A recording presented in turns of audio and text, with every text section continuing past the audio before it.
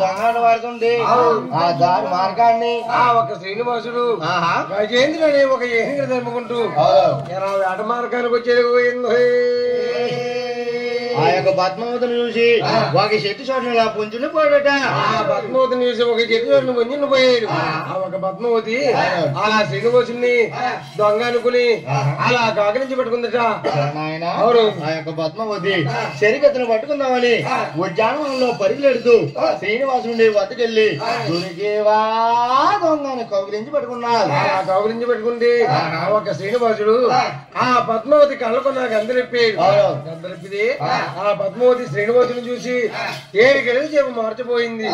ఒక శ్రీనివాసుడు పద్మావతిని చూసి ఏడుకెళ్ళి చేప మార్చిపోయి తనలోని ధర్మచ్చి తెలుపుకుండి ఒక పద్మావతి శ్రీనివాసుని కులగోస్త్రాలు అడుగుతున్నారు.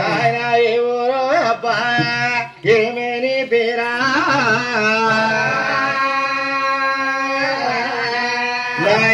ఉజ్జాలవరవరగా స్వామి ఎందుకు చేవా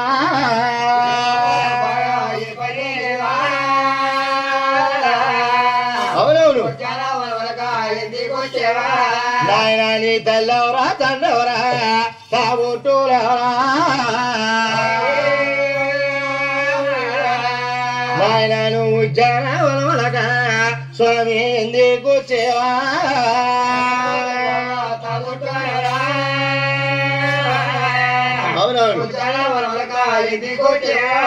ఆ యొక్క పద్మావతి ఆ యొక్క శ్రీనివాసుని ఇలా కులగోస్త్రాలు వెళ్తుందట. కులగోస్తులు అయితే అప్పుడు శ్రీనివాడు చెప్తున్నాడు, చిన్నదానా అలా పూర్వస్థాన్ని చెప్తున్నాను.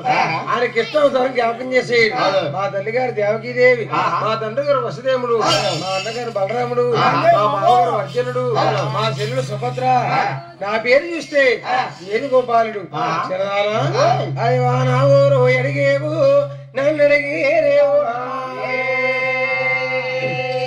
చిన్నదానా ఏ తల్లెవరు తండ్రెవరు తాబుట్టూరెవరా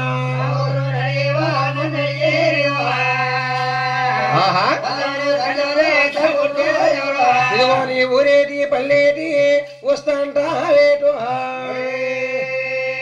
ఇదిగో చెప్పావే చిన్నదానా చెవలా ఏంటానా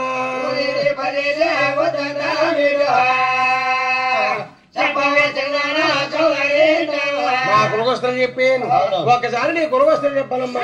చెప్పమంటా? అవును, మా తల్లి గారి తండ్రిదేవి, మా తండ్రి గారు కూడా ఆకాశరాజు, మా చిన్నాన్న తొండమానుడు, మా తమ్ముడు కూడా వసుతమ్ముడు, మా నా పేరు చూడగా పద్మావతి దేవుడదట.